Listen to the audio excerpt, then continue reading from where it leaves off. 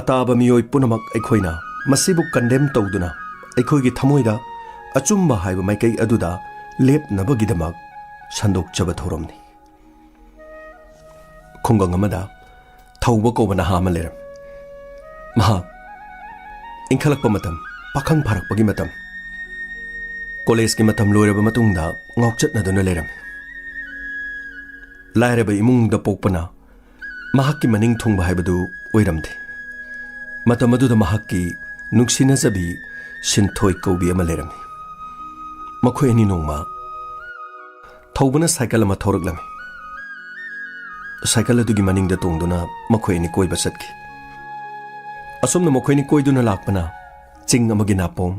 ꯍꯩꯀꯣꯜ ꯂꯩꯀꯣꯜ ꯑꯣꯏꯅ ꯇꯧꯕ ꯃꯐꯝ ꯑꯃꯗ ꯃꯈꯣꯏ ꯑꯅꯤ ꯁꯥꯏꯀꯜ ꯑꯗꯨ ꯈꯥꯝꯗꯨꯅ ꯐꯝꯂꯝꯃꯤ꯫ ꯃꯇꯝ ꯑꯗꯨꯗ ꯊꯧꯕ ꯌꯥꯝꯅ ꯎꯪꯕꯒꯤ ꯃꯑꯣꯡ ꯑꯃ ꯇꯧꯈꯤ꯫ ꯁꯤꯟꯊꯣꯏꯅ ꯍꯥꯏꯈꯤ, "ꯊꯧꯕ, ꯀꯔꯤ ꯇꯧꯔꯒꯦ? ꯅꯪꯅ ꯍꯟꯗꯛ ꯃꯔꯛ ꯋꯥ ꯑꯃꯇ ꯉꯥꯡꯅꯕ ꯌꯥꯗ꯭ꯔꯤꯁꯤ ꯀꯔꯤꯒꯤꯅꯣ?" "ꯁꯤꯟꯊꯣꯏ, ꯄꯨꯟꯁꯤꯁꯦ ꯑꯩꯈꯣꯏꯅ ꯍꯤꯡꯂꯤꯕꯁꯤꯗꯤ ꯍꯤꯡꯂꯤꯕ ꯍꯥꯏꯕꯗꯨꯅꯤ꯫ ꯑꯩꯗꯤ ꯍꯤꯡꯕꯨ ꯍꯤꯡꯅꯤꯡꯂꯛꯇ꯭ꯔꯦ꯫ ꯑꯋꯥꯠꯄꯒꯤ ꯑꯋꯥꯠꯄ ꯉꯥꯛꯇ꯫ ꯌꯦꯡꯂꯨꯕꯗ ꯅꯤꯡꯕ ꯊꯨꯡꯕ ꯑꯃꯠꯇ ꯂꯩꯇꯦ꯫ ꯑꯗꯨꯅ ꯑꯩꯒꯤ ꯄꯨꯟꯁꯤ ꯈꯣꯡꯆꯠꯁꯦ ꯑꯩ ꯑꯆꯨꯝꯕꯒꯤꯗꯃꯛ ꯆꯠꯄ ꯄꯥꯝꯃꯦ꯫ ꯀꯩꯅꯣ ꯅꯪꯅ ꯍꯥꯏꯗꯨꯕ ꯊꯧꯕ? ꯄꯨꯟꯁꯤꯁꯤꯕꯨ ꯅꯤꯡꯕ ꯊꯨꯡꯗ꯭ꯔꯒ ꯀꯔꯝꯕ ꯂꯝꯕꯤꯗ ꯆꯠꯂꯒ ꯅꯤꯡꯕ ꯊꯨꯡꯗꯧꯔꯤꯒꯦ? ꯁꯤꯟꯊꯣꯏ, ꯑꯩꯈꯣꯏꯅ ꯂꯩꯔꯤꯕ ꯂꯩꯕꯥꯛꯁꯦ ꯃꯤꯈꯥ ꯄꯣꯜꯂꯕ ꯂꯩꯕꯥꯛ ꯑꯃꯅꯤ꯫ ꯑꯩ ꯏꯃꯥ ꯂꯩꯕꯥꯛꯀꯤꯗꯃꯛ ꯀꯔꯤꯒꯨꯝꯕ ꯑꯆꯨꯝꯕ ꯈꯔꯗꯤ ꯇꯧꯕ ꯄꯥꯝꯃꯤ꯫ ꯊꯧꯕ, ꯏꯃꯥ ꯂꯩꯕꯥꯛꯄꯨ ꯅꯨꯡꯁꯤꯗꯕ ꯀꯅꯥ ꯂꯩꯒꯦ? ꯏꯃꯥ ꯂꯩꯕꯥꯛꯇꯤ ꯂꯣꯏꯅ ꯅꯨꯡꯁꯤꯕ ꯉꯥꯛꯇꯅꯤ꯫ ꯑꯗꯨꯕꯨ ꯅꯤꯡꯕ ꯊꯨꯡꯗ꯭ꯔꯒ, ꯑꯩꯒꯤ ꯑꯅꯤꯡꯕ ꯑꯄꯥꯝꯕ ꯐꯪꯗ꯭ꯔꯒ ꯂꯝꯕꯤ ꯑꯗꯨꯗ ꯆꯠꯀꯗꯕꯅꯤ ꯍꯥꯏꯕꯗꯨꯗꯤ ꯃꯗꯣ ꯑꯩꯗꯤ ꯌꯥꯅꯤꯡꯗꯦ꯫ ꯁꯤꯟꯊꯣꯏ, ꯑꯩ ꯅꯤꯡꯕ ꯊꯨꯡꯗ꯭ꯔꯦ, ꯑꯩꯒꯤ ꯑꯄꯥꯝꯕ ꯐꯪꯗ꯭ꯔꯦ ꯍꯥꯏꯗꯨꯅ ꯑꯩꯅ ꯏꯃꯥ ꯂꯩꯕꯥꯛꯀꯤꯗꯃꯛ ꯆꯠꯄꯒꯤ ꯋꯥꯐꯝ ꯅꯠꯇꯦ꯫ ꯀꯩꯗꯧꯔꯗꯣꯏꯅꯣ? ꯌꯨꯝꯗꯁꯨ ꯃꯈꯥ ꯇꯥꯅ ꯏꯍꯩ-ꯏꯁꯤꯡ ꯇꯝꯕꯁꯨ ꯉꯝꯗ꯭ꯔꯦ꯫ ꯏꯃꯨꯡꯅꯁꯨ ꯃꯗꯨꯒꯤ ꯃꯇꯦꯡ ꯄꯥꯡꯕꯒꯤ ꯋꯥ ꯃꯈꯣꯏꯗ ꯂꯩꯔꯔꯣꯏ꯫ ꯍꯧꯖꯤꯛꯀꯤ ꯐꯥꯎꯕ ꯆꯥꯅꯤꯡꯉꯥꯏ ꯂꯩꯇꯕ ꯑꯩꯅ ꯃꯈꯥ ꯇꯥꯅ ꯏꯍꯩ-ꯏꯁꯤꯡ ꯇꯝꯃꯒ ꯀꯩꯗꯧꯔꯅꯤ? ꯂꯥꯏꯔꯕꯤ ꯏꯃꯥ, ꯑꯩꯈꯣꯏꯕꯨ ꯌꯣꯛꯅꯅꯕꯒꯤꯗꯃꯛ, ꯑꯩꯈꯣꯏꯕꯨ ꯆꯥꯎꯔꯛꯅꯕꯒꯤꯗꯃꯛ ꯍꯣꯠꯅꯔꯕ ꯑꯄꯣꯛꯄ, ꯃꯁꯥꯒꯤ ꯑꯅꯥꯕꯅ ꯁꯨꯕ ꯅꯣꯝꯕꯁꯨ ꯉꯝꯗ꯭ꯔꯦ꯫ ꯑꯗꯨꯕꯨ ꯊꯧꯕ, ꯏꯃꯨꯡ ꯃꯅꯨꯡꯒꯤ ꯃꯇꯦꯡ ꯄꯥꯡꯂꯒ ꯀꯔꯤꯅꯣ ꯍꯣꯠꯅꯒꯗꯕꯅꯤ꯫ ꯑꯩꯒꯤ ꯋꯥꯈꯟꯗꯤꯅꯦ, ꯅꯪꯅ ꯍꯥꯏꯔꯤꯕ ꯋꯥꯐꯝꯗꯣ ꯑꯩꯗꯤ ꯌꯥꯅꯤꯡꯗꯦ꯫ ꯁꯤꯟꯊꯣꯏ, ꯑꯩꯅ ꯊꯥꯡꯒꯗꯧꯔꯤꯕ ꯈꯣꯡꯊꯥꯡꯁꯦ ꯅꯪꯅ ꯑꯔꯥꯟꯕ ꯃꯤꯠꯌꯦꯡ ꯑꯃꯗ ꯎꯕꯒꯨꯝ ꯇꯧꯔꯤ꯫ ꯑꯩꯈꯣꯏꯅ ꯄꯣꯛꯂꯛꯂꯤꯕꯁꯦ ꯍꯦꯛ ꯄꯣꯛꯂꯛꯄ ꯃꯤꯀꯨꯞ ꯑꯗꯨꯗꯒꯤ ꯏꯃꯥ ꯂꯩꯕꯥꯛꯀꯤ ꯂꯃꯟ ꯇꯣꯜꯂꯕꯅꯤ꯫ ꯃꯗꯨꯕꯨ ꯃꯆꯥ ꯑꯩꯈꯣꯏꯅ ꯏꯃꯥꯕꯨ ꯉꯥꯛꯊꯣꯛꯅꯅꯕ ꯑꯃꯗꯤ ꯉꯥꯛꯁꯦꯟꯅꯅꯕꯒꯤꯗꯃꯛ ꯏꯃꯥꯒꯤꯗꯃꯛ ꯂꯦꯞꯄ ꯍꯥꯏꯕꯁꯦ ꯌꯥꯝꯅ ꯃꯊꯧ ꯇꯥꯏ ꯈꯜꯂꯦ꯫ ꯊꯧꯕ, ꯅꯪꯒꯤ ꯋꯥꯐꯝꯗꯣ ꯑꯃꯔꯣꯝꯗ ꯆꯨꯝꯃꯤ꯫ ꯑꯗꯨꯕꯨ ꯅꯪ ꯃꯨꯟꯅ ꯈꯜꯂꯣ꯫ ꯁꯤꯟꯊꯣꯏ, ꯑꯩ ꯀꯌꯥꯔ ꯍꯟꯅ ꯈꯜꯂꯦ꯫ ꯑꯩ ꯈꯣꯡꯐꯝ ꯑꯁꯤꯗꯒꯤ ꯍꯣꯡꯉꯔꯣꯏ ꯈꯜꯂꯦ꯫ ꯑꯗꯨꯗꯤ ꯊꯧꯕ, ꯅꯪ ꯑꯩꯕꯨꯁꯨ ꯀꯔꯤꯁꯨ ꯈꯟꯗ꯭ꯔꯦ? ꯁꯤꯟꯊꯣꯏ, ꯅꯨꯡꯁꯤꯕ ꯍꯥꯏꯕꯗꯨꯗꯤ ꯂꯦꯡꯗꯕꯅꯤ꯫ ꯑꯗꯨꯕꯨ ꯊꯨꯡꯅꯕ ꯉꯥꯛꯇꯅ ꯅꯨꯡꯁꯤꯕ ꯅꯠꯇꯦ꯫ ꯑꯩꯒꯤ ꯃꯥꯡꯗ ꯇꯥꯔꯤꯕ ꯑꯩꯒꯤ ꯊꯥꯡꯒꯗꯧꯔꯤꯕ ꯈꯣꯡꯐꯝ ꯑꯁꯦ, ꯑꯩꯅ ꯂꯦꯞꯂꯤꯕ ꯐꯤꯔꯦꯞ ꯑꯁꯤꯅ ꯃꯁꯤꯅ ꯈ꯭ꯋꯥꯏꯗꯒꯤ ꯍꯦꯟꯅ ꯐꯅꯅꯤ ꯍꯥꯏꯕꯁꯤꯅꯤ꯫ ꯑꯗꯨꯅ ꯅꯪ ꯑꯩꯕꯨ ꯋꯥꯔꯧꯔꯒꯅꯨ꯫ ꯑꯗꯨꯕꯨ ꯌꯥꯕ꯭ꯔꯣ ꯊꯧꯕ? ꯅꯪꯅ ꯅꯨꯡꯁꯤꯅꯤꯡꯕ ꯃꯇꯝꯗ ꯅꯨꯡꯁꯤꯕ, ꯅꯪꯅ ꯊꯥꯗꯣꯛꯅꯤꯡꯕ ꯃꯇꯝꯗ ꯍꯦꯛꯇ ꯊꯥꯗꯣꯛꯄ ꯌꯥꯕ꯭ꯔꯣ? ꯑꯩꯗꯤ ꯅꯪꯉꯣꯟꯗ ꯂꯨꯞꯈ꯭ꯔꯦ꯫ ꯅꯪ ꯅꯠꯇꯅ ꯀꯅꯥꯁꯨ ꯑꯩ ꯌꯨꯝ ꯄꯥꯜꯂꯣꯏ꯫ ꯁꯤꯟꯊꯣꯏ, ꯑꯉꯥꯡ ꯃꯆꯥꯒꯤ ꯅꯤꯡꯉꯥꯏꯗꯣ ꯑꯃꯨꯛꯅ ꯇꯧꯒꯅꯨ꯫ ꯀꯔꯤꯁꯨ ꯀꯥꯟꯅꯔꯣꯏ꯫ ꯅꯪ ꯑꯩ ꯊꯨꯡꯅꯔꯒ ꯀꯔꯤ ꯇꯧꯗꯣꯏꯅꯣ? ꯍꯧꯖꯤꯛ ꯐꯥꯎꯕ ꯆꯥꯅꯤꯡꯉꯥꯏ ꯂꯩꯇꯦ꯫ ꯅꯪ ꯑꯩ ꯊꯨꯡꯅꯔꯒ ꯑꯩꯅ ꯅꯪꯒꯤ ꯅꯅꯤꯡ ꯊꯨꯡꯍꯟꯕ ꯑꯃꯨꯛ ꯍꯦꯟꯅ ꯉꯝꯃꯣꯏ꯫ ꯑꯩ ꯏꯁꯥꯒꯤ ꯐꯥꯎꯕꯗ ꯏꯃꯨꯡ ꯃꯅꯨꯡꯗ ꯆꯥꯅꯤꯡꯉꯥꯏ ꯂꯩꯇ꯭ꯔꯀꯥꯟꯗ ꯑꯩꯅ ꯃꯇꯧ ꯀꯔꯝꯅ ꯅꯪꯕꯨ ꯅꯨꯡꯉꯥꯏꯅ ꯊꯝꯕ ꯉꯝꯒꯗꯧꯔꯤꯕꯅꯣ? ꯊꯧꯕ, ꯑꯩꯅ ꯅꯪꯒꯤ ꯌꯨꯝꯗ ꯂꯥꯛꯑꯒ ꯑꯩꯒꯤ ꯑꯅꯤꯡꯕ ꯑꯄꯥꯝꯕ ꯃꯌꯥꯝ ꯑꯃ ꯇꯥꯟꯒꯦ ꯍꯥꯏꯕ ꯅꯠꯇꯦ꯫ ꯅꯨꯡꯁꯤꯅꯕ ꯍꯥꯏꯕꯗꯨꯗꯤ ꯇꯥꯟꯅꯔꯒ ꯍꯤꯡꯃꯤꯟꯅꯕ ꯌꯥꯏ꯫ ꯁꯨꯕ ꯅꯣꯝꯕ ꯇꯥꯏ, ꯍꯤꯡꯕ ꯉꯝꯅꯅꯕꯒꯤꯗꯃꯛ ꯍꯣꯠꯅꯕ ꯇꯥꯕ ꯅꯠꯇ꯭ꯔꯣ? ꯁꯤꯟꯊꯣꯏ, ꯅꯪ ꯋꯥꯁꯦ ꯃꯀꯣꯛꯇꯒꯤ ꯑꯃꯨꯛ ꯍꯜꯂꯛꯀꯗꯧꯔꯦ꯫ ꯆꯠꯁꯦ, ꯃꯇꯝꯁꯦ ꯊꯦꯡꯈ꯭ꯔꯦ꯫ ꯑꯗꯨꯒ ꯑꯩꯈꯣꯏꯅ ꯂꯩꯔꯤꯁꯦ ꯂꯝꯍꯥꯡꯅꯤ꯫ ꯃꯤꯅ ꯎꯔꯒ ꯐꯖꯗꯦ꯫ ꯑꯩ ꯃꯤ ꯑꯃꯅꯤꯁꯨ ꯎꯅꯒꯗꯕ ꯂꯩ꯫ ꯑꯣ, ꯑꯩꯁꯦ ꯅꯪꯅ ꯀꯔꯤꯝꯇ ꯊꯧꯑꯣꯏꯗꯕꯒꯤ ꯋꯥꯅꯤꯅꯤ꯫ ꯑꯗꯨꯒꯤ ꯅꯠꯇꯦ꯫ ꯑꯩ ꯃꯤꯉꯣꯟꯗ ꯋꯥ ꯈꯔ ꯍꯥꯏꯖꯜꯂꯨꯔꯦ꯫ ꯑꯩ ꯎꯅꯕ ꯆꯠꯇꯕ ꯌꯥꯔꯣꯏ꯫ ꯆꯠꯂꯁꯤ ꯊꯦꯡꯉꯤ ꯀꯣꯟꯅ ꯑꯃꯨꯛ ꯋꯥꯔꯤ ꯁꯥꯟꯅꯔꯁꯤ ꯑꯗꯨꯕꯨ ꯊꯧꯕ ꯅꯪ ꯋꯥꯈꯜ ꯑꯃꯨꯛꯇꯗꯤ ꯈꯟꯈꯣ ꯅꯪꯅ ꯊꯥꯡꯒꯦ ꯈꯜꯂꯤꯕ ꯈꯣꯡꯊꯥꯡꯗꯣ ꯑꯩꯅ ꯑꯌꯦꯠꯄ ꯄꯤꯕꯒꯤ ꯋꯥꯗꯤ ꯅꯠꯇꯦ ꯑꯗꯨꯕꯨ ꯈꯔ ꯈꯖꯤꯛꯇꯪꯗꯤ ꯈꯟꯈꯣ ꯏꯃꯥ ꯂꯩꯕꯥꯛꯀꯤꯗꯃꯛ ꯍꯣꯠꯅꯕ ꯍꯥꯏꯕꯁꯦ ꯁꯨꯕ ꯅꯣꯝꯂꯒ ꯍꯤꯡꯕ ꯉꯝꯅꯅꯕꯒꯤꯗꯃꯛ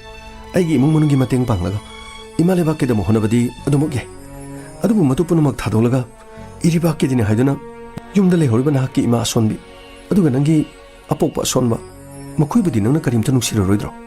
ꯁꯤꯟꯊꯣꯏ ꯅꯪ ꯋꯥꯐꯝꯁꯦ ꯃꯀꯣꯛꯇꯒꯤ ꯑꯃꯨꯛ ꯆꯞ ꯆꯥꯅ ꯍꯧꯔꯦ ꯑꯩ ꯁꯤꯒꯤ ꯃꯇꯥꯡꯗ ꯋꯥ ꯉꯥꯡꯅꯕ ꯄꯥꯝꯗ꯭ꯔꯦ ꯁꯦ ꯆꯠꯁꯤꯜꯂꯛꯑꯣ ꯊꯦꯡꯉꯤ ꯀꯣꯟꯅ ꯑꯃꯨꯛ ꯋꯥꯔꯤ ꯁꯥꯟꯅꯔꯁꯦꯕ ꯑꯩ ꯃꯤꯉꯣꯟꯗ ꯋꯥ ꯈꯔ ꯍꯥꯏꯗꯣꯛꯎꯔꯦ ꯑꯩ ꯃꯤ ꯎꯅꯗꯕ ꯌꯥꯗꯕ ꯑꯃ ꯂꯩ ꯁꯦ ꯆꯠꯁꯤꯜꯂꯛꯑꯣ ꯑꯁꯨꯝꯅ ꯃꯈꯣꯏ ꯑꯅꯤ ꯋꯥꯔꯤ ꯁꯥꯟꯅꯗꯨꯅ ꯃꯐꯝ ꯑꯗꯨꯗꯒꯤ ꯂꯥꯛꯈꯤ ꯊꯧꯕꯒꯤ ꯏꯃꯨꯡ ꯃꯅꯨꯡ ꯃꯍꯥꯛꯀꯤ ꯑꯄꯣꯛꯄ ꯃꯍꯥꯛꯀꯤ ꯑꯄꯣꯛꯄꯤ ꯂꯣꯏꯅꯅ ꯃꯍꯥꯛꯀꯤ ꯃꯆꯦ ꯑꯃ ꯃꯆꯦ ꯑꯗꯨ ꯍꯧꯈꯤꯕ ꯆꯍꯤ 2ꯒꯤ ꯃꯃꯥꯡꯗ ꯃꯌꯨꯝ ꯄꯥꯟꯈꯤꯔꯝꯃꯤ ꯇꯁꯦꯡꯅ ꯌꯨꯝ ꯑꯗꯨꯗ ꯊꯧꯕ ꯑꯃꯗꯤ ꯑꯄꯣꯛꯄ ꯂꯣꯏꯅꯅ ꯃꯍꯥꯛꯀꯤ ꯃꯃꯥ ꯃꯈꯣꯏ 3ꯈꯛ ꯂꯩꯔꯝꯃꯤ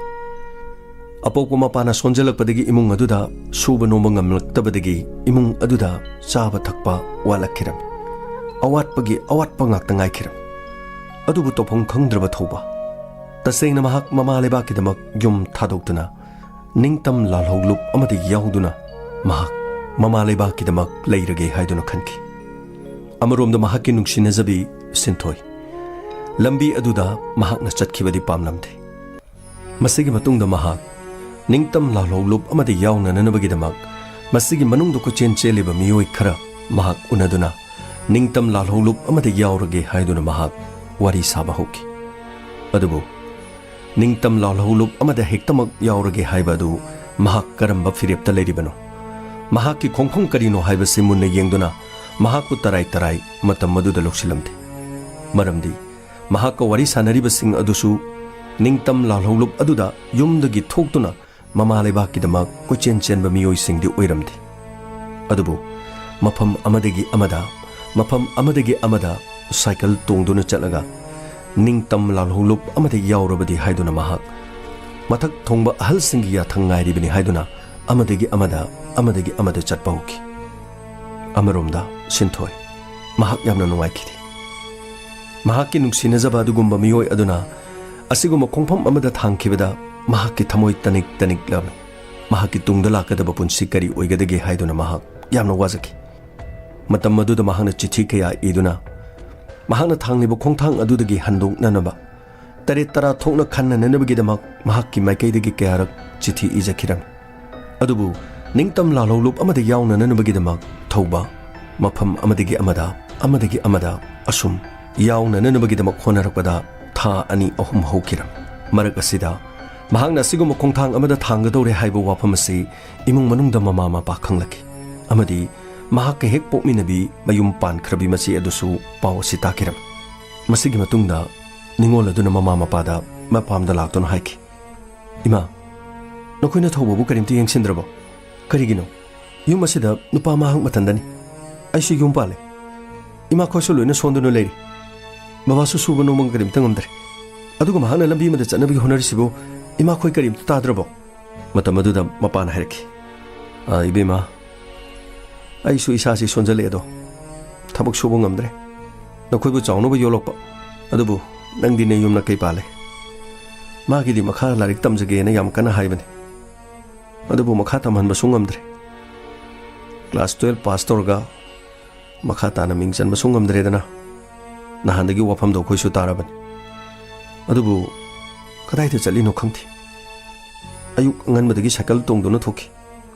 ꯅꯨꯃꯤꯗꯥꯡ ꯑꯊꯦꯡꯕꯗꯅ ꯃꯁꯛ ꯈꯪꯗꯕ ꯃꯃꯥꯟꯅꯕ ꯑꯃꯅꯤ ꯁꯥꯏꯀꯜ ꯇꯣꯡꯗꯨꯅ ꯑꯗꯨꯃꯛ ꯂꯥꯛꯏ ꯃꯃꯥꯟꯅꯕꯁꯤꯡ ꯑꯗꯨ ꯆꯠꯈ꯭ꯔꯒ ꯃꯍꯥꯛꯅ ꯈꯜꯂꯤꯕꯁꯤ ꯀꯔꯤꯅꯣ ꯍꯥꯏꯗꯨꯅ ꯑꯩ ꯀꯌꯥ ꯑꯃ ꯉꯥꯡꯉꯕꯅꯤ ꯑꯗꯨꯕꯨ ꯃꯍꯥꯛ ꯀꯔꯤꯝꯇ ꯈꯨꯝꯗꯦ ꯍꯥꯏꯔꯨꯔꯒ ꯃꯃꯥꯟꯅꯕꯅꯤ ꯀꯔꯤꯝꯇ ꯇꯧꯗꯦ ꯃꯁꯤꯗꯒꯤ ꯍꯦꯟꯅ ꯋꯥ ꯑꯃꯇ ꯍꯥꯏꯗꯦ ꯑꯗꯨꯕꯨ ꯕꯕꯥ ꯃꯍꯥꯛ ꯆꯥꯎꯔꯦ ꯀꯔꯤꯅꯣ ꯁꯨ ꯅꯣꯝꯗꯅ ꯊꯕꯛ ꯈꯔ ꯇꯧꯔꯒ ꯏꯃꯨꯡꯁꯤꯒꯤ ꯃꯇꯦꯡ ꯄꯥꯡꯕꯗꯤ ꯌꯥꯏꯗꯅ ꯑꯗꯨꯁꯨ ꯆꯨꯝꯗꯕ ꯅꯠꯇꯦ ꯏꯕꯦꯝꯃ ꯑꯗꯨꯕꯨꯅꯦ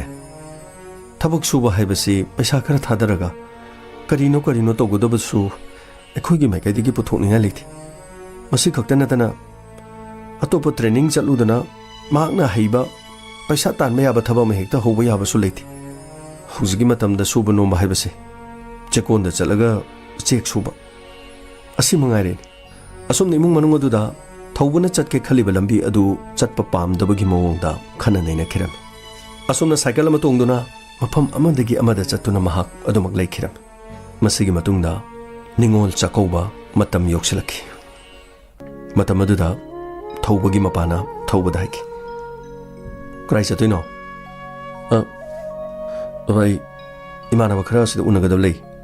ꯀꯩꯒꯤꯅꯣ ꯅꯪꯅ ꯏꯃꯥꯟꯅꯕ ꯈꯔ ꯂꯩ ꯍꯥꯏꯔꯒ ꯅꯪꯅ ꯎꯅꯕ ꯁꯨꯝ ꯆꯠꯂꯤꯁꯤꯕꯣ 이몽시다 그림때 능 수분 오면 더러로이더러 허직때 에이 쇼레 ನಂಗಿನ ಮಾ ಸೋಂದನ ಲೇರೆ ನಂಗೆ ಸುಕರಿನು ಕೈನೋ ತೋಬ ಯಾಯ್ದನ ಬಾಬಾ ಐನ ಸುದೋಯಿಸಿಬು ಕರಿನು ಐನ ಇಮುಂಗ್ಸಿದ ಸುರುಗ ತಲಕದೋರಿಸಿ ಕರಿನು ಐಗಿ ಇರಮ್ದಂ ಐಗಿ ಇರೇಪ ಮಿಖಾ ಪೋಲಬ ಲೇಬಾಕ್ ಅಮನೆ ngasi ꯑꯩꯈꯣꯏꯒꯤ ꯁꯅꯥ ꯂꯩꯕꯥꯛ ꯑꯁꯤꯗ ꯂꯩꯔꯤꯕ ꯂꯥꯏꯔꯕ ꯃꯌꯥꯝꯁꯦ ꯑꯩꯈꯣꯏꯒꯤ ꯂꯩꯕꯥꯛ ꯑꯁꯤꯕꯨ ꯅꯝꯗꯨꯅ ꯃꯈꯣꯏꯒꯤ ꯐꯤꯕꯥꯅꯨꯡꯗ ꯇꯤꯟꯈꯤꯕꯗꯨꯒꯤ ꯃꯍꯤꯡ ꯃꯁꯤꯃꯛꯅ ꯑꯩꯈꯣꯏꯒꯤ ꯂꯝꯗꯝ ꯑꯁꯤꯗ ꯂꯥꯏꯔꯕꯒꯤ ꯃꯁꯤꯡ ꯍꯦꯟꯒꯠꯂꯛꯂꯤꯕꯅꯤ ꯁꯨꯕ ꯅꯣꯝꯅꯅꯕꯒꯤꯗꯃꯛ ꯁꯨꯅꯤꯡꯉꯥꯏ ꯅꯣꯝꯅꯤꯡꯉꯥꯏ ꯂꯩꯇ꯭ꯔꯕ ꯀꯌꯥꯁꯦ ꯑꯩꯈꯣꯏꯅ ꯃꯤꯒꯤ ꯂꯩꯕꯥꯛꯇ ꯇꯤꯜꯂꯨꯕꯒꯤꯅꯤ ꯑꯗꯨꯅ ꯕꯕꯥ ꯑꯩ ꯑꯃ ꯃꯥꯡꯖꯈ꯭ꯔꯕꯁꯨ ꯑꯩꯒꯤ ꯇꯨꯡꯗ ꯍꯧꯔꯛꯀꯗꯧꯔꯤꯕ ꯐꯨꯔꯨꯞ ꯑꯁꯤꯒꯤ ꯍꯧꯔꯛꯂꯤꯕ ꯅꯍꯥ ꯀꯌꯥꯒꯤꯗꯃꯛꯇ ꯃꯈꯣꯏꯒꯤꯗꯃꯛꯇ ꯈꯟꯗꯨꯅ ꯑꯩꯈꯣꯏ ꯆꯪꯁꯤꯟꯗꯕ ꯌꯥꯗꯕꯅꯤ ꯑꯣ ꯏꯁꯥꯗꯤ ꯂꯥꯏꯔꯤꯛ ꯂꯥꯏꯁꯨ ꯑꯩꯈꯣꯏꯅ ꯈꯔ ꯇꯝꯍꯜꯂꯨꯕꯁꯤꯗꯤ ꯑꯗꯨꯒꯨꯝꯕ ꯋꯥꯐꯝ ꯑꯗꯨ ꯉꯥꯡꯅꯕꯒꯤ ꯑꯣꯏꯔꯦ ꯕꯕꯥ ꯑꯩꯈꯣꯏꯁꯦ ꯃꯤꯈꯥ ꯄꯣꯜꯂꯤꯕꯅꯤ ꯍꯧꯖꯤꯛꯁꯦ ꯑꯩꯈꯣꯏ ꯃꯤꯈꯥ ꯄꯣꯜꯂꯤꯕ ꯂꯩꯕꯥꯛ ꯑꯃꯗꯅꯤ ꯂꯩꯔꯤꯕꯁꯦ ꯉꯁꯤꯒꯤ ꯃꯥꯂꯦꯝ ꯑꯁꯤꯅ ꯃꯥꯒꯤ ꯂꯩꯕꯥꯛꯁꯤꯡ ꯆꯥꯎꯈꯠꯅꯅꯕ ꯃꯅꯤꯡ ꯇꯝꯅꯅꯕꯒꯤꯗꯃꯛ ꯆꯪꯁꯤꯟꯈꯤꯕ ꯈꯣꯡꯊꯥꯡ ꯑꯗꯨ ꯊꯥꯡꯖꯤꯟꯕ ꯍꯥꯟꯈꯤꯕꯁꯤꯡꯅ ꯉꯁꯤ ꯁꯥꯐꯨ ꯀꯜꯂꯕ ꯑꯗꯨꯒꯨꯝꯕ ꯂꯩꯕꯥꯛꯁꯤꯡ ꯑꯗꯨꯗꯒꯤ ꯃꯈꯨꯠ ꯅꯥꯟꯊꯣꯛꯇꯨꯅ ꯃꯅꯤꯡ ꯇꯝꯈ꯭ꯔꯕꯅꯤ ꯑꯗꯨꯒ ꯕꯕꯥ ꯑꯩꯈꯣꯏꯒꯤ ꯂꯩꯔꯤꯕ ꯂꯩꯕꯥꯛꯁꯤꯡ ꯃꯐꯝ ꯑꯁꯤꯗ ꯂꯥꯏꯔꯕꯒꯤ ꯈꯨꯜꯂꯥꯎ ꯀꯅꯥꯅ ꯇꯥꯔꯤ ꯑꯆꯧ ꯑꯁꯥꯡ ꯃꯟꯇ꯭ꯔꯤ ꯃꯟꯗꯣꯜ ꯃꯈꯣꯏꯒꯤ ꯃꯁꯥ ꯃꯁꯥꯒꯤ ꯐꯨꯔꯤꯈꯥꯎ ꯊꯟꯅꯅꯕ ꯃꯈꯣꯏꯒꯤ ꯃꯌꯨꯝ ꯃꯀꯩ ꯇꯣꯉꯥꯟ ꯇꯣꯉꯥꯟꯕ ꯃꯐꯝ ꯀꯌꯥꯗ ꯌꯨꯝ ꯀꯩ ꯏꯪꯈꯣꯜ ꯌꯦꯡꯕꯤꯌꯨ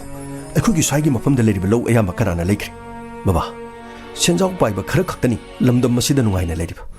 ꯃꯈꯣꯏꯒꯤ ꯁꯥꯐꯒꯗꯕ ꯃꯐꯝ ꯄꯨꯝꯅꯃꯛ ꯌꯦꯡꯗꯨꯅ ꯂꯩꯈ꯭ꯔꯕꯅꯤ ꯑꯩꯈꯣꯏꯅ ꯉꯁꯤꯒꯤ ꯑꯌꯨꯛꯀꯤ ꯅꯨꯡꯗꯥꯡꯒꯤ ꯆꯔꯥ ꯑꯃꯒꯤꯗꯃꯛ ꯊꯔꯨ ꯑꯣꯟꯗꯨꯅ ꯈꯥꯡꯂꯤꯕ ꯑꯁꯨꯝꯅ ꯀꯌꯥ ꯀꯨꯏꯅ ꯑꯩꯈꯣꯏ ꯃꯐꯝꯁꯤꯗ ꯈꯥꯡꯗꯨꯅ ꯂꯩꯈꯤꯒꯗꯒꯦ ꯕꯕꯥ ꯊꯧꯕꯥ ꯑꯩꯁꯨ ꯈꯪꯉꯤ ꯏꯔꯝꯗꯝ ꯑꯁꯦ ꯃꯅꯤꯡ ꯇꯝꯂꯝꯕ ꯂꯩꯕꯥꯛ ꯑꯃꯅꯤ ꯑꯗꯨꯕꯨ ꯑꯩꯈꯣꯏꯅ ꯂꯩꯔꯤꯕ ꯂꯩꯕꯥꯛ ꯑꯁꯤꯗ ꯅꯠꯇꯦ ꯂꯩꯕꯥꯛ ꯀꯌꯥꯁꯨ ꯃꯥꯅ ꯌꯥꯏꯐꯒꯗꯕ ꯂꯩꯕꯥꯛꯁꯤꯡꯗ ꯄꯨꯟꯗꯨꯅ ꯃꯗꯨꯒꯤ ꯈꯨꯗꯣꯡꯆꯥꯕ ꯂꯧꯗꯨꯅ ꯄꯨꯟꯗꯨꯅ ꯉꯁꯤꯁꯨ ꯅꯨꯡꯉꯥꯏ ꯌꯥꯏꯐꯅ ꯑꯗꯨꯃꯛ ꯂꯩꯔꯤ ꯑꯗꯨꯕꯨ ꯂꯝꯗꯝ ꯑꯁꯤꯗ ꯑꯁꯣꯏꯕ ꯀꯌꯥ ꯂꯩꯔꯕꯁꯨ ꯅꯪ ꯈꯛꯇꯅ ꯑꯁꯣꯏꯕꯗꯨ ꯆꯨꯝꯊꯣꯛꯄ ꯉꯝꯒꯗꯕ ꯅꯠꯇꯦꯅꯦ ꯕꯕꯥ ꯑꯩ ꯂꯣꯏꯅ ꯈꯪꯉꯤ ꯄꯨꯝꯅꯃꯛꯁꯦ ꯑꯩꯅ ꯂꯩꯇ ꯂꯥꯏꯔꯕꯗꯒꯤ ꯑꯁꯤꯒꯨꯝꯕ ꯈꯣꯡꯊꯥꯡ ꯑꯃ ꯊꯥꯡꯕꯒꯤ ꯋꯥ ꯅꯠꯇꯦ ꯕꯕꯥ ꯑꯗꯨꯒ ꯂꯥꯜꯍꯧꯕ ꯌꯥꯎꯔꯤꯕ ꯄꯨꯝꯅꯃꯛ ꯂꯩꯇ ꯂꯥꯏꯔꯕ ꯏꯃꯨꯡꯗꯒꯤ ꯍꯧꯔꯛꯇꯨꯅ ꯆꯥꯕ ꯊꯛꯄ ꯐꯪꯗꯕꯗꯒꯤ ꯂꯥꯜꯍꯧꯕ ꯌꯥꯎꯈꯤꯕꯅꯤ ꯍꯥꯏꯕꯗꯣ ꯕꯕꯥ ꯃꯗꯨꯒꯤꯁꯨ ꯅꯠꯇꯦ ꯃꯅꯤꯡ ꯇꯝꯕ ꯍꯥꯏꯕꯁꯤꯗꯤ ꯂꯩꯕꯥꯛ ꯑꯃꯅ ꯃꯤꯈꯥ ꯄꯣꯟꯗꯨꯅ ꯂꯩꯕ ꯑꯗꯨꯒ ꯂꯩꯕꯥꯛ ꯑꯗꯨꯅ ꯃꯅꯤꯡ ꯇꯝꯕ ꯍꯥꯏꯕꯁꯤꯗꯤ ꯕꯕꯥ ꯁꯣꯏꯗ꯭ꯔꯕ ꯋꯥꯐꯝꯅꯤ ꯑꯩꯈꯣꯏꯅ ꯉꯁꯤ ꯄꯨꯟꯗꯨꯅ ꯂꯩꯔꯤꯕ ꯂꯩꯕꯥꯛ ꯃꯇꯝ ꯑꯃꯗ ꯃꯈꯣꯏꯁꯨ ꯃꯤꯈꯥ ꯄꯣꯟꯗꯨꯅ ꯆꯍꯤ 100 ꯍꯦꯟꯅ ꯂꯩꯔꯝꯃꯤ ꯃꯈꯣꯏ ꯃꯅꯤꯡ ꯇꯝꯈ꯭ꯔꯦ ꯃꯈꯣꯏꯅ ꯃꯅꯤꯡ ꯇꯝꯂꯕ ꯃꯇꯨꯡꯗ ꯂꯩꯕꯥꯛ ꯀꯌꯥꯕꯨ ꯂꯧꯁꯤꯟꯗꯨꯅ ꯃꯈꯣꯏꯅ ꯑꯃꯨꯛ ꯂꯣꯏꯂꯝ ꯆꯟꯗꯨꯅ ꯂꯩꯔꯒ ꯂꯩꯕꯥꯛꯁꯤꯡ ꯑꯗꯨꯗ ꯃꯈꯣꯏꯅ ꯐꯪꯈꯤꯕ ꯆꯩꯊꯦꯡ ꯑꯗꯨꯗꯒꯤ ꯍꯦꯟꯅ ꯁꯥꯊꯤꯕ ꯑꯦꯛ ꯔꯨꯜ ꯀꯌꯥ ꯊꯝꯃꯒ ꯂꯝꯗꯝ ꯑꯁꯤꯗ ꯑꯩꯈꯣꯏꯕꯨ ꯃꯥꯡꯅꯕ ꯁꯤꯜꯂꯤꯕꯁꯦ ꯕꯕꯥ ꯃꯁꯤꯕꯨ ꯌꯥꯅꯤꯡꯕ꯭ꯔꯣ ꯃꯤꯅꯥꯏ ꯅꯩꯊꯥꯡ ꯑꯣꯏꯕꯒꯤ ꯆꯩꯅꯥ ꯑꯃ ꯐꯪꯈ꯭ꯔꯕ ꯃꯤ ꯑꯗꯨꯅ ꯃꯍꯥꯛꯅ ꯃꯄꯨ ꯑꯣꯏꯔꯛꯂꯕ ꯃꯇꯝꯗ ꯃꯍꯥꯛꯀꯤ ꯃꯈꯥꯗ ꯃꯤꯑꯣꯏ ꯀꯌꯥ ꯐꯥꯖꯤꯟꯗꯨꯅ ꯃꯤꯅꯥꯏ ꯅꯩꯊꯥꯡꯗ ꯊꯝꯕ ꯍꯥꯏꯕꯁꯤꯕꯨ ꯇꯥꯏꯕꯪ ꯃꯤꯑꯣꯏꯕꯒꯤ ꯆꯠꯅꯕꯤꯔꯅꯦ ꯕꯕꯥ ꯑꯆꯧꯕꯅ ꯃꯆꯥꯕꯨ ꯅꯩꯍꯠꯄꯤꯕ ꯅꯨꯡꯉꯥꯏ ꯌꯥꯏꯐꯕꯅ ꯂꯥꯏꯔꯕꯁꯤꯡꯕꯨ ꯃꯁꯛ ꯈꯪꯗꯕ ꯑꯆꯧ ꯑꯁꯥꯡꯁꯤꯡꯅ ꯃꯈꯥ ꯊꯥꯕꯁꯤꯡꯕꯨ ꯃꯤ ꯑꯣꯏꯅ ꯎꯗꯕꯒꯤ ꯑꯁꯤꯒꯨꯝꯕ ꯀꯜꯆꯔ ꯑꯃꯗ ꯂꯩꯔꯤꯕꯁꯦ ꯃꯁꯤ ꯆꯨꯝꯊꯣꯛꯇ꯭ꯔꯕꯗꯤ ꯕꯕꯥ ꯇꯨꯡꯗ ꯍꯧꯔꯛꯀꯗꯧꯔꯤꯕ ꯑꯩꯈꯣꯏꯒꯨꯝꯕ ꯅꯍꯥꯛ ꯀꯌꯥ ꯑꯗꯨꯃꯛ ꯍꯤꯡꯅ ꯃꯩ ꯃꯅꯨꯡꯗ ꯆꯨꯡꯁꯤꯟꯗꯨꯅ ꯁꯤꯖꯕ ꯅꯠꯇꯅ ꯀꯔꯤꯒꯨꯝꯕ ꯃꯇꯨ ꯎꯄꯥꯏ ꯂꯩꯔꯣ ꯊꯧꯕꯥ ꯌꯥꯔꯦ ꯏꯁꯥ ꯌꯥꯝꯅ ꯈꯪꯉꯤ ꯑꯗꯨꯕꯨ ꯅꯪꯗꯤ ꯅꯊꯟꯇꯅꯤ ꯁꯦ ꯋꯥꯗꯣ ꯀꯣꯟꯅ ꯈꯟꯅꯁꯦ ꯅꯤꯡꯉꯣꯜ ꯆꯥꯛꯀꯧꯕ ꯀꯨꯏꯗ꯭ꯔꯦ ꯅꯆꯦꯗꯨ ꯅꯪ ꯑꯃꯨꯛꯇ ꯆꯠꯂꯒ ꯀ꯭ꯋꯥ ꯃꯇꯞ ꯑꯃ ꯄꯨꯔꯣ ꯂꯥ ꯃꯆꯦꯠ ꯑꯃ ꯇꯧꯔꯒꯅꯦ ꯗꯈꯤꯅꯥ ꯂꯨꯄꯥ ꯑꯃ ꯍꯥꯞꯄꯒ ꯍꯤꯌꯥꯡꯒꯩꯒꯤ ꯅꯤꯅꯤ ꯄꯥꯟꯕ ꯅꯤꯡꯉꯣꯜꯁꯤꯡꯒꯤ ꯆꯥꯛꯀꯧꯕ ꯅꯨꯃꯤꯠꯇꯣ ꯅꯆꯦꯗꯨ ꯂꯥꯛꯑꯣ ꯍꯥꯏꯔꯝꯃꯨ ꯅꯆꯦꯒꯤꯗꯃꯛ ꯉꯝꯖꯕ ꯆꯥꯛ ꯆꯔꯥ ꯑꯃꯒ ꯉꯝꯖꯕ ꯈꯨꯗꯣꯜ ꯈꯔꯒ ꯄꯤꯅꯕ ꯇꯧꯁꯤꯅꯦ ꯃꯁꯦ ꯑꯩꯈꯣꯏꯒꯤ ꯆꯠꯅꯕꯤꯅꯤ ꯑꯩꯈꯣꯏꯒꯤ ꯂꯝꯗꯝ ꯑꯁꯤꯗ ꯂꯩꯔꯤꯕ ꯅꯤꯡꯉꯣꯜꯁꯤꯡꯕꯨ ꯈ꯭ꯋꯥꯏꯗꯒꯤ ꯏꯀꯥꯏ ꯈꯨꯝꯅꯕ ꯅꯨꯃꯤꯠ ꯑꯃꯅꯤ imung asida charabasu chatrabasu nang nachibu chakaubo pamdabro baba ai chaluge karigi chebu chakoroi doribano ai soidana chatke asumna thauba mahaki cycle inthoruknaga macheda chakauba haiba chakhirame iche lebro iche no palaiye krai lege tare o leramo lai thauba nang krai chalubno lo kakhalo sida lo yare che ai sumang sida sum lerege lo kakhalo mango sida kakhalo lo hoi se sida pam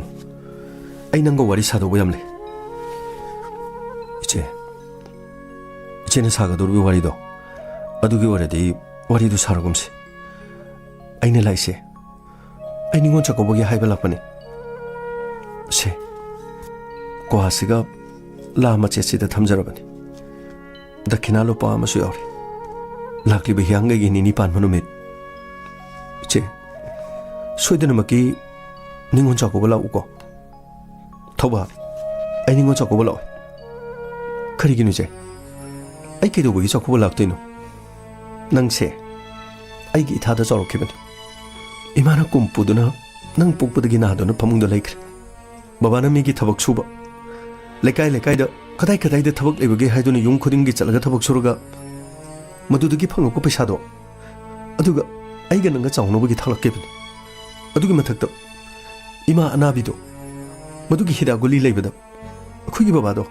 ke ada wajaban aduga aina nangbu aigi khong lepanga boy ngamda boy nangbu aigi nanganda aina poduna chawrokhibani che ai punumak to loina khange aduga kari mari linabagi ichena chakobala oi haisi ichegi dama khune da khina chawno to bonga mosira thoba ai da khina gi dama chakobala oi da banati ai da khina da mi hobi ni bido ai nati ai no warori bidi nangbuni nangna khotkibagi nangana sida khojin maram leiri adubu nangdi madu punumak to loina kawre nangna chaliba lambido ichena pamdi babana su pamdi aduga ason bi imaduna su pamdi madu khangna nangna ayu nungthin yumda leitaba ahing nungthil kadai dano masa khangdaba mi kharaga nangna khocha chatuna nangi apamba lambi amagi da nangna honaribado madu ai yaningdi ai tasena madu yaningdi aduna aigidi upa leitre nangsu ima baba na haibada yadre aina haibasu yadrabanina yum madu da ina chakoba lapagi marambu kari maram leiribagi che adumna haibiganu aina honaribase ima lebaksigi akhoi ni hek polokpa matam madudagi ima lebaksigi akhoi ima ki laman ton kharabani thoba adudi yumda leiribi ima ki laman dinang karam kanda singdori che ai ima gi laman su singani ima baba amadi iche nakhoi loina chokthok chapam thui ai gi hakchang da chelibi isina ai gi iripak asigi damak ikhing sinthaduna ima lebak ki damak aina thawai thabangam labadi matam madu da iche amadi ima amadi baba ai bu pokcharam bagi damak macha ki damak gak thangatuna chatkadori bani thawa madu gi wahaido wahai gi wan nangna kari guma lebak thikrabadi imung adu hogodori bachena adu nang kari mita khandi maduna thamoida kak thinduna lehoribe ima baba da nattana aisu ekhoi de chena pi banatana kari su nungai ba phabo oiroi nangna chalibe lambido phatte hai banate adubu ekhoi ne leriba phibam sidadi nangna khongthang adu da thangbai base isege pamboide adu phare sigi maram sida ei makhatana nongona mohana hairo adugane ima baba da nang hayo sakobudo aisu laro aisu mase aigi apamani nangsu nangi apamadu da nangna dumak chatlabanina aisu yumadu da laktuna nanga mari leinabadi pamdre iche ima amadi baba na yamna warorani iche soidana lakpi ningol khudimangna magi mapamda leijaba ngamjaba phiron set saduna mapamda lakpa ningon chakobugi numita इचेना लायरब खंपोक संग अदुदा चकौब लाक्त्रबदी इमागा बाबागना करी ओइगदगे हाबदु इचेना मुक्तो खनबिउ कैदोबगे अदुदी फरे थौबा ऐ चकौबदु लागे ऐना नंबु पोरकपगी नंगी नचे म ओइबगी ऐ अपामसे नंग अमुक्ता होय हायो करिनो चे इचेना पामदु करिनो ऐ सोइदना यागनी फरे नंग सेंगेको होय चे हाइबिउ इचेना चकौब लाकनी हारदी ऐ वफमदु याजगे अदुदी नंगना थांलेबो खोंथांदो अमुक हाना नंग थांलो हायो इचे ऐ मदुदी ngomloi che ओ अदुरबदी वासे मखा तानारगुमसे ऐ थबक याम वाली नंगी ना भाइसो ऑफिस कदबनी साइसिंग गमदो थोंगद्री से नंगी क्वासे पुग्रो अदुगा दखिना से सिसु पुग्रो इमा बाबा दा हायो ऐ चकौबदु लारो हायो इचे फरे ऐ खोंगदी थांगजेलुरी चे अदुबु ऐ अहलसिंग उनरगा ऐ वासक्ति लौद्री अदुबु इचे ऐ मतम खरदी इचेना हाइबदु इलगे अदुगे चे ऐबु थाजबियो ngasi हाइबा नुमिसदगी ऐ मतम खरदी ऐना पामलेबा लंबिसदगी ऐ लापथोकलगे चे ओ फरे कदाय नंगी क्वादो अदुगा दखिनादो हापो इचेदा मुपिरो से इचे लाक्लिबा हियांगैगी निनी पानबा निंगोन सिंगी नुंगाइरबा नुमित असिदा नोपागी खंगपोक संग अदुदा सोइदना लाक्पियुचे ngamjaba cha insang ngamjaba khudol khara ichegi soidana tamjagani iche ai khrum jari che yare se hogolo adugane karigumba ina pamdaba se nang makhata na taraba aidi sakobуда nathi punchi supa yum madu dai khungul taroi dur iche ai iche na haibe 11 aina thangni bu khongthang asidagi ai matam khara di lap thulke se asumna thobana मचेगी मनाक्ता चतुना चकौबा हाइबा चतपा नुमित अदुदा मचेना लम अदुदा चतलबदी महाक्की खोंथांग अदु थांगलबदी चकौबा लाक्लोय हाइबा वाफम अदुदगी मचेना नमदुना महाक्पु महाक्ना थांगलिबा खोंथांग अदु थांगदबा हाइबा वाफम यानरबा मतुंगदा चकौबा लाक्कनी हाइदुना हाइरकी असुमना हियांगैगी निनी Panba नुमित यौरकी मसेगी मतुंगदा इमुंग अदुदा ngamjaba chang insang thongduna machebu lakpa thobana ngaijaki मतमदुदा अपोक्पा मपाना थौबदाइकी थौबा मी लेकाइगिदी निंगोन सिंग लोइनो लाइने नचेदुबु लाक्त्रिसिबु नंगना हाइबदुदा नचेदुना थाजददना साउदुना लाक्त्रा जालानी नचेदुबु लाक्ब्राना थोंगान मौदो थो येंगुदना बाबा युंगे सोइदना लाकनी आइना फसना हाइनरमबनी हो परे ओ थोंगान द थोगा मुति यंगजो चलो होय बाबा आई युंगकीगे आजा लाइब गारिसिबु होई बाइगी गाड़ी दो नत्रने माने बाबा अखोई चिलाई हाँ कदाय ओ लाई चलो नचे ने पाइरो लिबो पोचै से खरो गोपिरो चलो कदाय चे आई पाइरगे कदाय नो से पाइरो इबाय चाक चारगा दुम चखरसे थौबा खोइगिसु युमदा निंगोन म्याम चकौवे सोना मी थिनबिनबा लेतदना खितंग थेंगदोखरे सोमदा इंसांगदो आइना सेमबा अदुननी होरेने लोइरगा इ लौबा लागे युमदसु अखोइगी निंगोन मयाम चाका होरिगे अदुननी ओखोइ फरे बाय अदुदि इचे चंगसिलो असुमना मचे युमदा चंगकी निंगोन चाकौबगी नुमि निंगोल सिंगिदी ख्वाइदगी नुंगाइजबा नुमित अमन नहान मखै मपामदा लाक्पा नुमित सिंगा निंगोन चाकौबगी नुमित लाक्पा नुमित सिंग असिगा नुमित सिंग असि यामना खेने अखनबा नुमित अमखकने निंगोल सिंग मपामदा लाक्पा मतम नुमित अदुददी मसुंग ममानबी लेकाई अदुदा लेरमत तिनरंबा मरुप मपांग कयासु मखोइसु मपामदा लाई युम अमदगी अमदा चतनदुना तिनरकपा होमिनरकपा ममानबी सिंग अदुगा उनदुना नुंगाइना वारी सानजबा निंगोल सिंगददी करीबो हारुगन ngamjaba haira khar purakpa aduna yumnak sagai onkhrabi ningol aduna makhura maton yumthang nariba mioi singda खरा येंदुना चामिनबा इंसांग लांदुना चानमिनबा कयादा फजख्रबा निंगोल चकौबा असुमना चामिन थंगमिनबा लोरबा मतुंगदा अमुक चटननबगी मतम यौरकी मतम मदुदा मचेना मांगोल फमदुना मोपाना ngamjaba khara pigedabadu ngaiduna lerame amadi thauba imungdagi thoraki che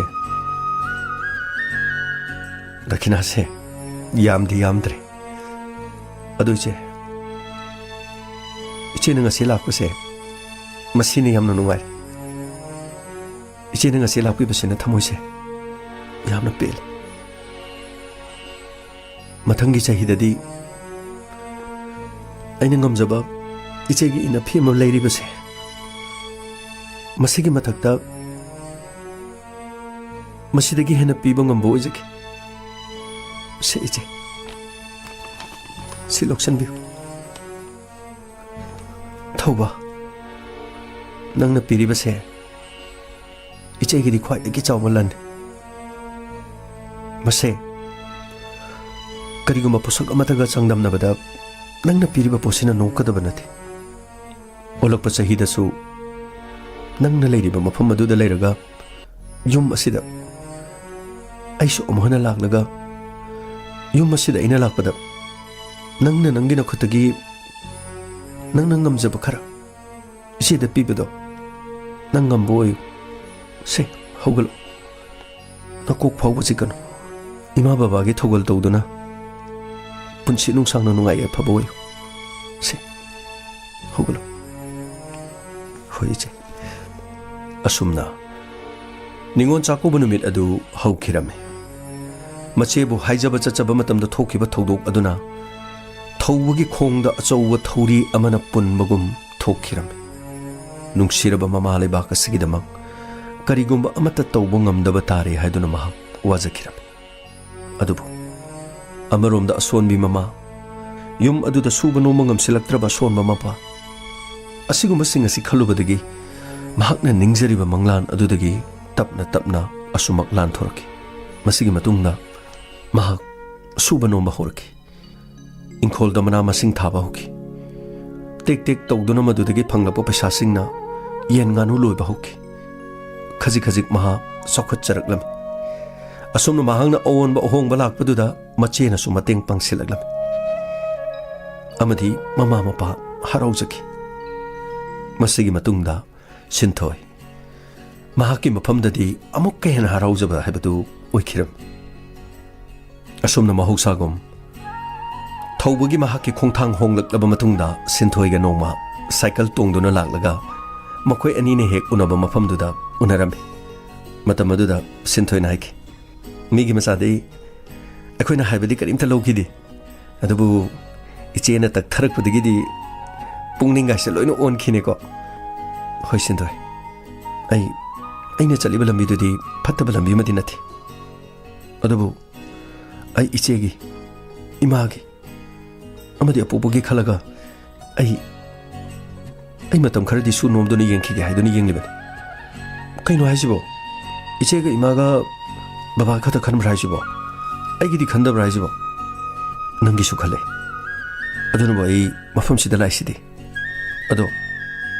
nanglana logadra aisu ongamba mateng panglaki aina phi saraga maruk kharaga yawbane ado marup singdo loina phanga dawre nangi thabak tuna sumai pak laglabadi aisu mateng panglaki nati sentha thamjalo do ai suba no matana tanki aina ngamlaktrabadi nangoda hairaki ado nakhoigi inkoldo hanadi songa leibini aina na han nakhoigi inkol mapado phawraga lakpada aidi nakoi inkoldo matama sakka khangudre manama singaido aidi noida changaga yamni yengningbane ba adaida yamna tawba ngame hairakadrana aidi changamdrabani ado inkoldo mana masing yam phajawre aduga nangi yen nganu lebido adu su songoi maning do kai keno gaga yam khongowe adu yengdiam yengning bane ai ikai jadana dum la bane sinthoi nongmadi soidana nang loina ugani adu gidi ka shuwarno adu thoba ꯅꯪꯅ ꯑꯁꯨꯝꯅ ꯈꯣꯡꯊꯥꯡ ꯑꯃ ꯍꯣꯡꯂꯛꯄꯁꯦ ꯑꯩꯒꯤꯗꯤ ꯌꯥꯝꯅ ꯍꯔꯥꯎꯕ ꯍꯥꯏꯕꯗꯨ ꯑꯣꯏꯖꯔꯦ ꯁꯤꯒꯤ ꯃꯇꯨꯡꯗꯒꯤꯗꯤ ꯑꯇꯣꯞꯄ ꯂꯝꯕꯤ ꯑꯃꯗ ꯆꯠꯂꯅꯨꯀꯣ ꯑꯁꯨꯝꯅ ꯊꯧꯕ ꯁꯨꯕ ꯅꯣꯝꯕ ꯌꯥꯝꯅ ꯀꯟꯅ ꯃꯍꯥꯛ ꯍꯣꯠꯅꯔꯛꯈꯤ ꯑꯃꯗꯤ ꯃꯔꯛ ꯃꯔꯛꯇ ꯁꯤꯟꯊꯣꯏꯒ ꯎꯅꯗꯨꯅ ꯋꯥꯔꯤ ꯋꯥꯇꯥꯏ ꯁꯥꯟꯅꯗꯨꯅ ꯃꯍꯥꯛꯀꯤ ꯄꯨꯟꯁꯤ ꯈꯣꯡꯆꯠ ꯑꯃ ꯍꯣꯡꯂꯛꯈꯤ ꯑꯗꯨꯕꯨ ꯅꯣꯡꯃ ꯑꯍꯤꯡ ꯑꯃ ꯈꯪꯍꯧꯗꯅ ꯏꯃꯨꯡ ꯑꯗꯨꯗ ꯃꯁꯛ ꯈꯪꯗꯕ ꯃꯃꯥꯏ ꯈꯨꯝꯕ ꯃꯈꯨꯠꯇ ꯈꯨꯠꯂꯥꯏ ꯄꯥꯏꯕ ꯃꯤꯑꯣꯏꯁꯤꯡꯅ ꯊꯣꯡ ꯊꯤꯜꯂꯛꯈꯤꯔꯝꯃꯤ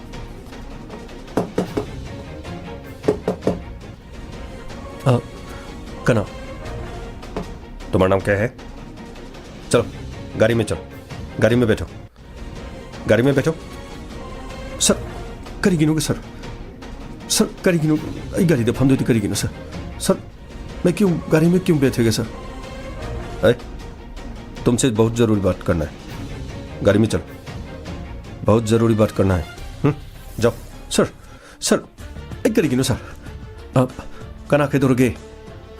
थौबा कनानो थोंग हांदोकबदा लेदुबो बाबा ओइ मयांग सिबाई सिंगनी हा करी मयांग सिबाई दे करीगे अन नंग करी दोरे आदले कुछ जरूरी बात करना है नथि से अगी सादी करीम तो आराम थबो करीम तो तोबो लेति करीगे दमक नो नखोय पुबगिनो हयिंग नखोयगी पोस्ट नखोय लाके हयिंग अयुक्त मा पुरगा लाक्सेगेबा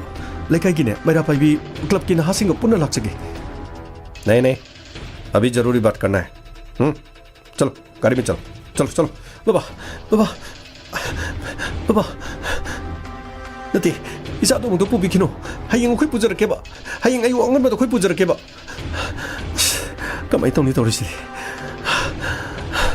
मैरा पाइबीदे चलगा पाउ पिरोदरदि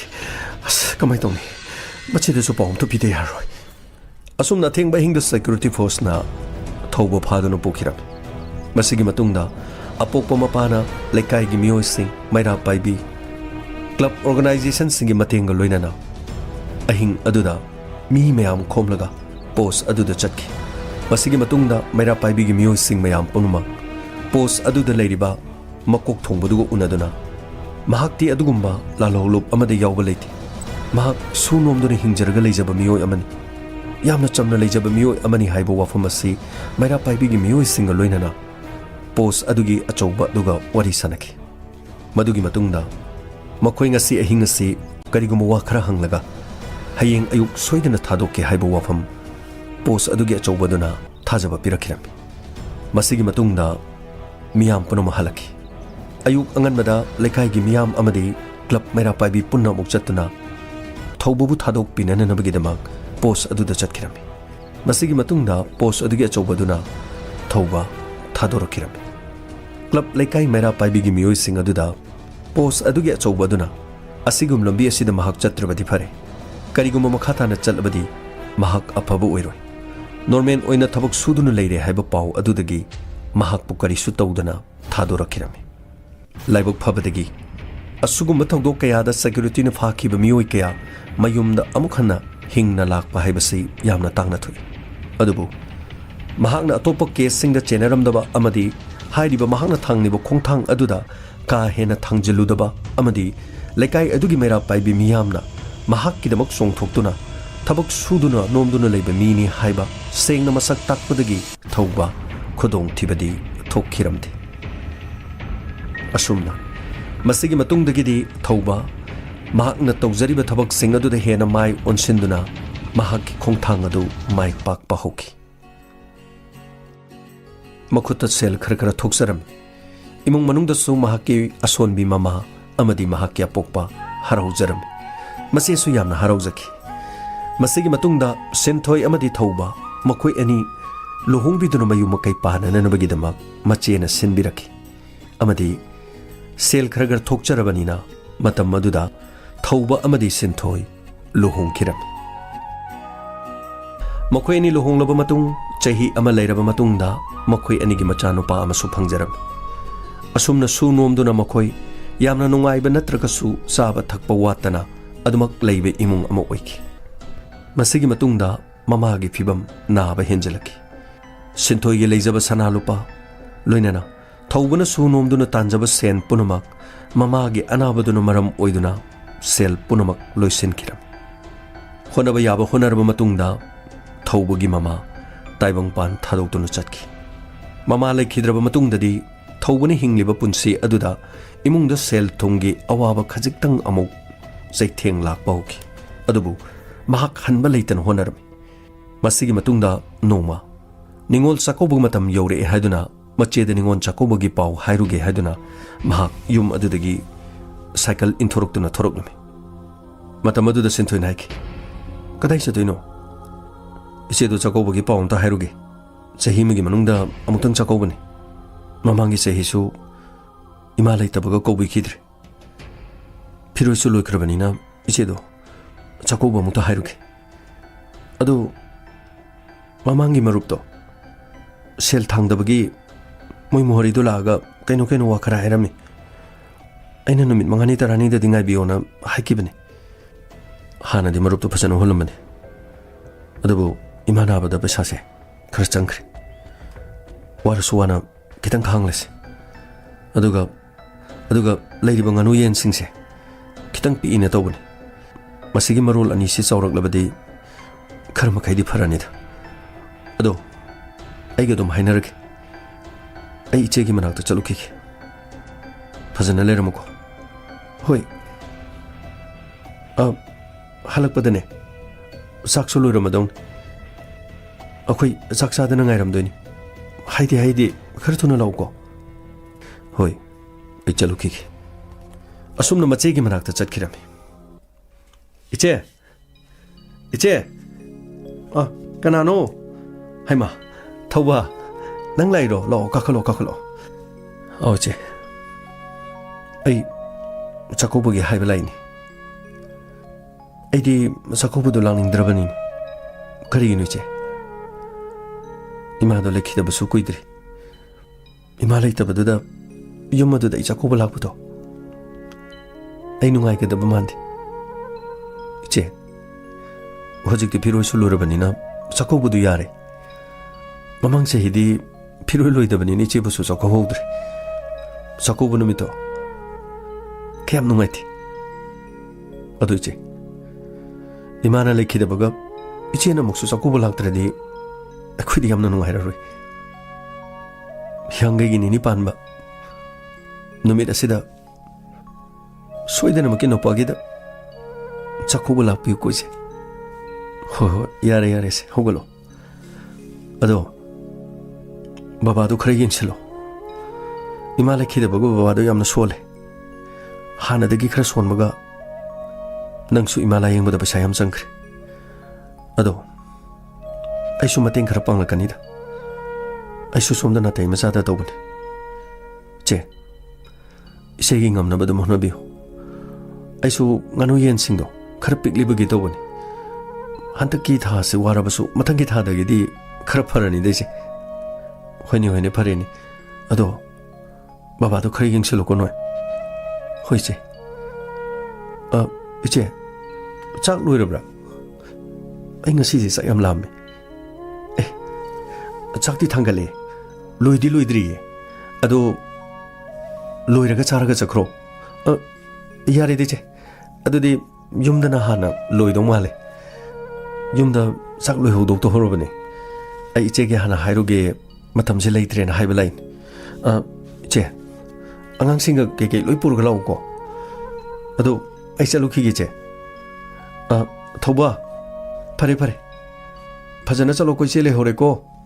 ꯍꯣꯏ ꯏꯆꯦ ꯑꯩ ꯆꯠꯂꯨꯈꯤꯒꯦ ꯑꯁꯨꯝꯅ ꯊꯧꯕ ꯁꯥꯏꯀꯜ ꯊꯧꯗꯨꯅ ꯃꯆꯦꯒꯤ ꯃꯌꯨꯝꯗꯒꯤ ꯊꯣꯔꯛꯈꯤ ꯑꯁꯨꯝꯅ ꯃꯍꯥꯛ ꯂꯝꯕꯤꯗ ꯃꯌꯨꯝ ꯃꯥꯏꯀꯩꯔꯣꯝꯗ ꯂꯥꯛꯈꯤ ꯃꯍꯥꯛꯅ ꯂꯥꯛꯂꯤꯕ ꯂꯝꯕꯤ ꯑꯗꯨꯒꯤ ꯃꯇꯦꯛ ꯈꯔ ꯂꯝꯍꯥꯡ ꯑꯣꯏꯅ ꯇꯧꯔꯝꯃꯤ ꯂꯝꯕꯤ ꯑꯗꯨꯒꯤ ꯅꯥꯛ ꯌꯦꯠꯇ ꯐꯧ ꯍꯧꯔꯕ ꯂꯧꯕꯨꯛꯁꯤꯡ ꯂꯩꯔꯝꯃꯤ ꯐꯧꯁꯤꯡ ꯑꯗꯨ ꯃꯨꯟꯕ ꯍꯧꯖꯤꯜꯂꯛꯂꯕ ꯈꯥꯎꯕ ꯌꯩꯕ ꯌꯥꯕꯒꯤ ꯃꯇꯝ ꯈꯔ ꯑꯣꯏꯔꯛꯄ ꯑꯗꯨꯒꯨꯝꯕ ꯃꯇꯝ ꯑꯃ ꯑꯣꯏꯔꯝꯃꯤ ꯃꯇꯝ ꯑꯗꯨꯗ ꯃꯍꯥꯛꯅ ꯂꯧꯐꯝ ꯑꯗꯨꯒꯤ ꯐꯧꯁꯤꯡ ꯑꯗꯨ ꯃꯃꯤꯠ ꯃꯨꯟꯅ ꯌꯦꯡꯗꯨꯅ ꯂꯥꯛꯑꯝꯃꯤ ꯑꯃꯗꯤ ꯃꯍꯥꯛꯅ ꯈꯟꯖꯈꯤ ꯁꯤꯒꯨꯝꯕ ꯑꯆꯧꯕ ꯂꯧꯕꯨꯛ ꯑꯃꯇꯪ ꯂꯩꯔꯗꯤ ꯐꯧꯒꯥꯏꯁꯦ ꯁꯨꯃꯥꯏꯅ ꯊꯥꯔꯕ ꯐꯧꯁꯤꯡꯗꯨ ꯑꯗꯨꯒ ꯂꯣꯛꯂꯒ ꯌꯨꯝꯗ ꯄꯩꯔꯗꯤ ꯆꯥꯕ ꯊꯛꯄꯁꯦ ꯑꯃꯠꯇ ꯋꯥꯠꯂꯣꯏꯗꯕꯅꯤ ꯑꯗꯨꯕꯨ ꯑꯩꯈꯣꯏꯒꯤ ꯂꯥꯏꯕꯛꯇꯗꯤ ꯇꯝꯗ꯭ꯔꯦ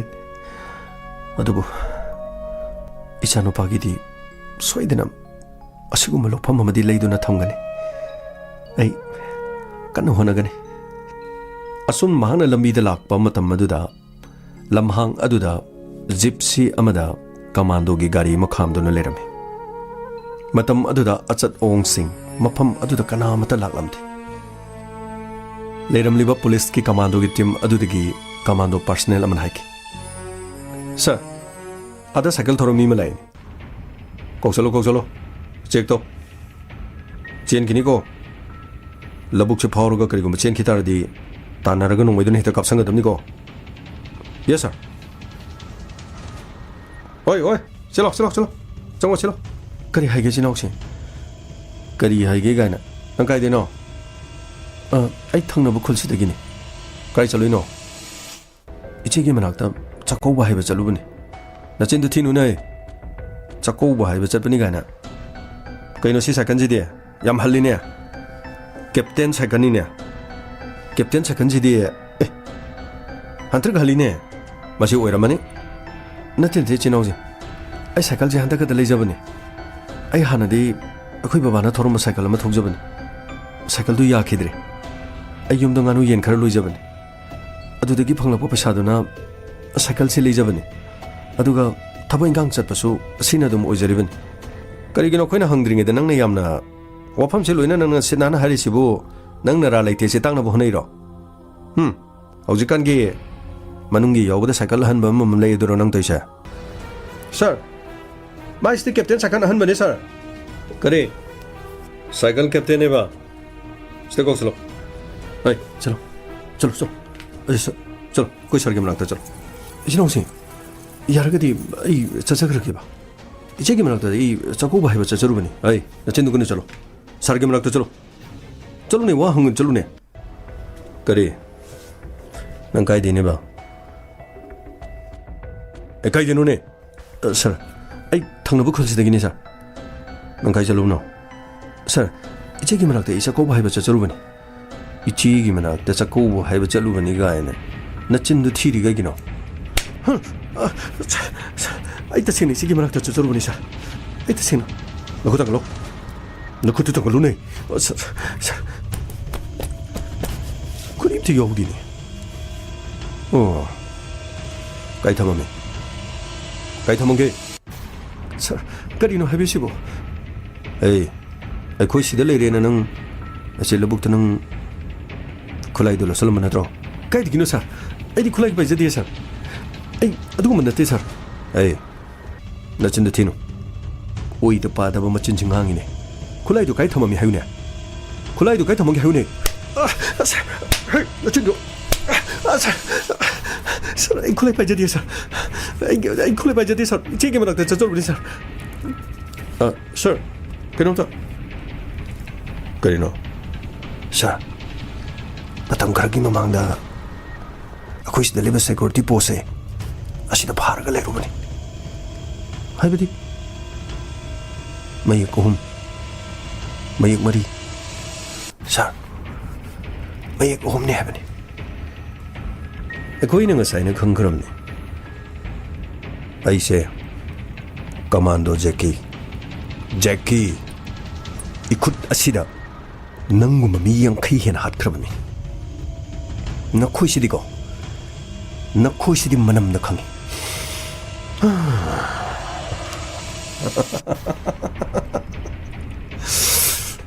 ꯃꯇꯝ ꯀꯨꯏꯔꯦ ꯉꯁꯤꯗꯒꯤ ꯆꯍꯤ 10ꯒꯤ ꯃꯃꯥꯡꯗ ꯅꯈꯣꯏꯅ ꯑꯩꯉꯣꯟꯗ ꯑꯦꯝꯕꯨꯁ ꯇꯧꯈꯤ ꯃꯗꯨꯗꯤ ꯌꯧꯕ ꯃꯤꯗꯣ ꯀꯅꯥ ꯍꯥꯏꯌꯨ ꯃꯃꯤꯡ ꯃꯊꯥꯗ ꯂꯣꯏꯅ ꯍꯥꯏꯌꯨ ꯁꯔ ꯑꯩꯗꯤ ꯀꯔꯤꯝꯇ ꯈꯪꯖꯗꯦ ꯁꯔ ꯑꯩ ꯑꯗꯨꯒꯨꯝꯕ ꯀꯔꯤꯝꯇ ꯌꯥꯎꯕ ꯂꯩꯇꯦ ꯁꯔ ꯑꯩ ꯅꯪ ꯊꯥꯗꯣꯛꯄꯤꯒꯦ ꯉꯁꯤꯗꯒꯤ ꯆꯍꯤ 10ꯒꯤ ꯃꯃꯥꯡꯗ ꯑꯩꯉꯣꯟꯗ ꯑꯦꯝꯕꯨꯁ ꯇꯧꯈꯤꯕ ꯅꯈꯣꯏꯒꯤ ꯃꯌꯦꯛ 3ꯒꯤ ꯃꯤꯗꯣ ꯃꯈꯣꯏꯒꯤ ꯃꯃꯤꯡ ꯍꯥꯏꯌꯨ ꯃꯈꯣꯏ ꯃꯌꯥꯝꯗꯨꯒꯤ ꯃꯅꯨꯡꯗ ꯃꯤ ꯑꯃꯇꯪꯒꯤ ꯃꯃꯤꯡ ꯍꯥꯏꯌꯨ ꯑꯗꯨ ꯉꯝꯂꯕꯗꯤ ꯅꯪ ꯊꯥꯗꯣꯛꯀꯅꯤ ꯁꯔ ꯑꯩꯗꯤ ꯀꯔꯤꯝꯇ ꯈꯪꯖꯗꯦ ꯁꯔ ꯑꯩ ꯃꯗꯨꯒꯤ ꯂꯝꯕꯤꯗꯨꯗ ꯑꯩ ꯀꯔꯤꯝꯇ ꯌꯥꯎꯗꯦ ꯃꯗꯨꯒꯤ ꯂꯝꯕꯤꯗꯨꯗ ꯌꯥꯎꯗꯦ ꯀꯥꯏꯅ ꯅꯆꯤꯟꯗ ꯊꯤꯔꯤ ꯀꯔꯤꯒꯤꯅꯣ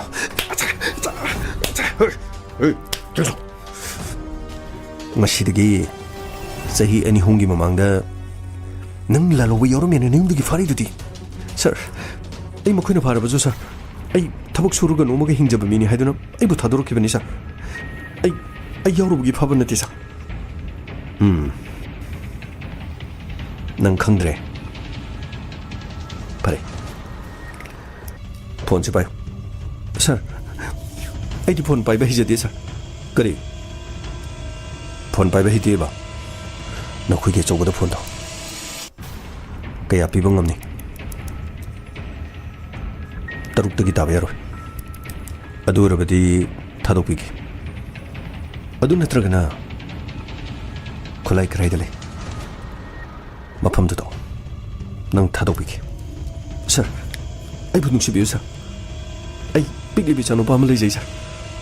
ai gi magi phiro lo ki ba koi dri sir please ai madu karim to khangde sir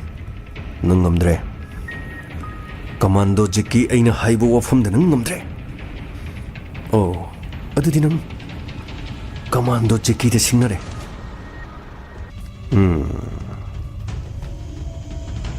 noi gi mingdu kari maru o maru natraga itauro itao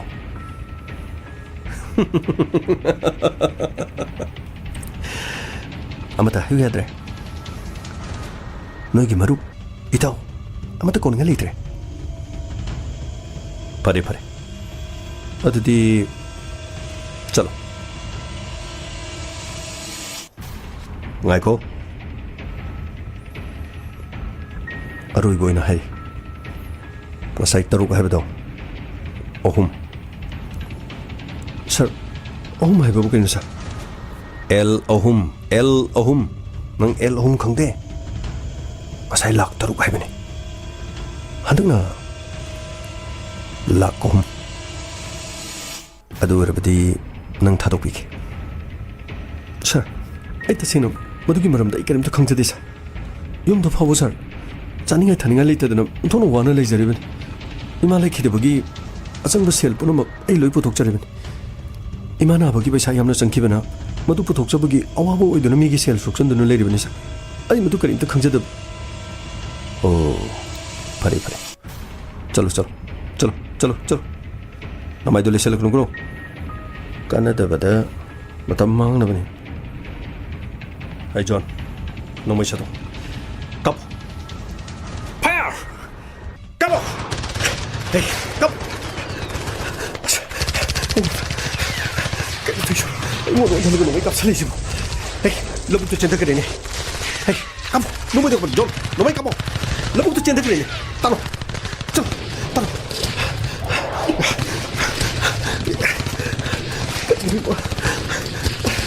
kali no skan matam tiri ba micham mo matam kali no kana nomai kap sibo idi kamai tong illo ne dana come on hey John kapsul ne kapsul yeah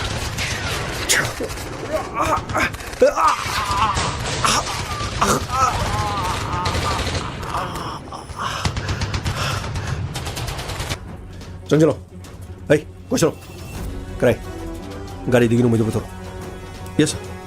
먹고도 빨리 먹고도 그냥 빨리 핑거도 뭐 핑거프린트 코트 다 할로네 호이 먼저 반디샤 나도 우리 강제리사 그네 눈 떠올래로 더우니사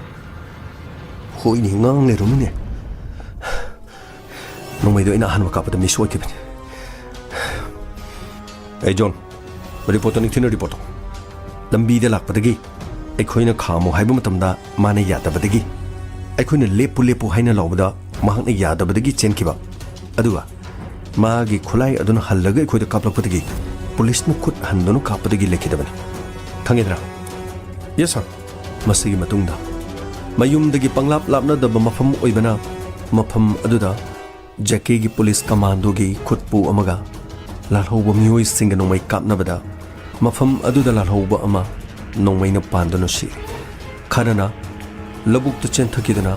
phau marak aduda chen khibadagi thiba khangkhidre haiba wafam miyamna ngangnaraki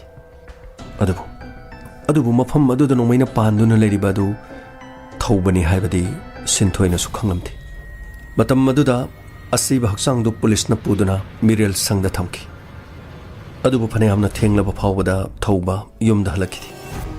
masigi matung chingnabadagi thaubugi khungul sintoina likhiram machegi manakta chatuna thauba lakpra haiduna hangki matam aduda mahak laklam chak lami chak loirabrai che chak khajikta chage haiduna hairami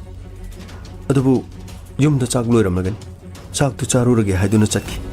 mahakti adumak laklamagi yumda chatki haiba wafam hairaki amadi lambi aduda thogliba thodok aduga sinthoi chingna khiram masigi matungda mokta leiriba asiba masa adu khangdok nananbagidama sinthoi chatkhiram thodok aduda siribadu mahakki mapuroiba thobani haiba khanglakpa mikupta sinthoi leimaida taduna wandaki pawasi imasi mahaksu taki mama lekhidraba matungda mopana chakobagidama khaiba laklamba chakoba chatkani haiduna sem sajaduna leiramba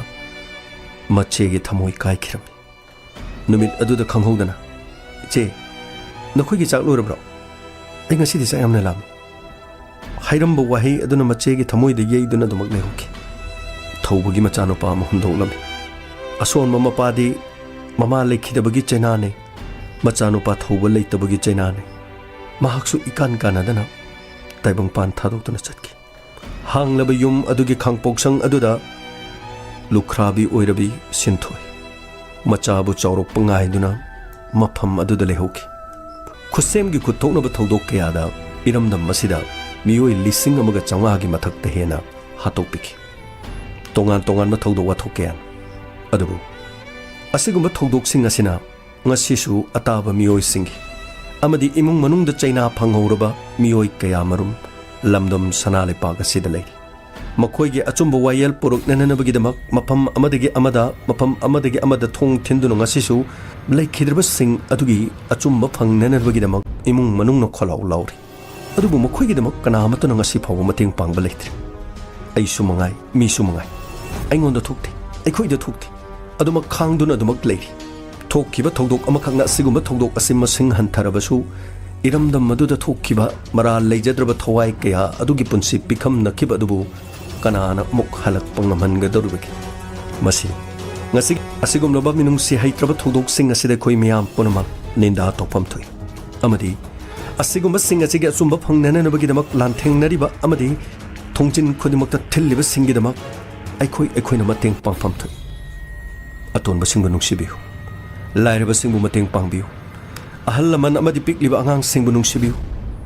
migi nungaitana bawadi sungangang biru adomna mibu nungsibiu miduna so adom soiduna nungsibirakani sana lepak iramdam kang leipakna yaifare tabiriba singbu james sagur jamna mukahna khurumjari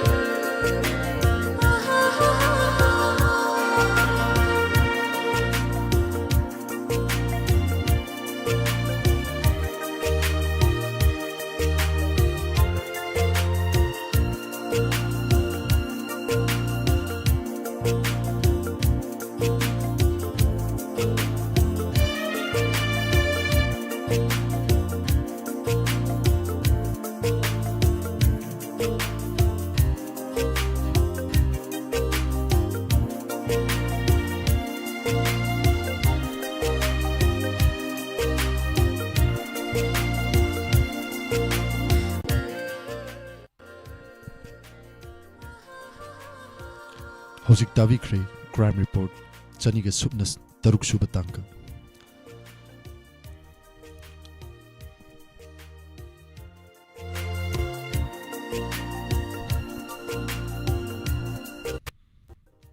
Thoram Chandokuna Tanjaribasi 90.0 Wahong Radio Amadi Diamond TV gi Thoram Paring Singni. Hojik Crime Report ki Makha Chatharak Poina Atheng Bada Pungamaga Minatara Chatpa Matamda Inspector Tayagi Ano Batang Kaktabinaba Mayamda Nalung Ningsingjari Hojiki Oina Ding Haki Oina Mayamdagi YouTube Amadi Facebook Dagi Bidai Lojari Aduga Wahong Radio da tabi riba pumna maki isai khara makal matil gi isai khara lanthok charake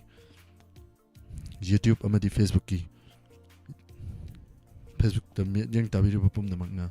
punga magamin tara manga chatma matamda amukan anoba page da lakmina ba hanna na ningsingjari pumna mapu Surjit Kumanchana kurumjari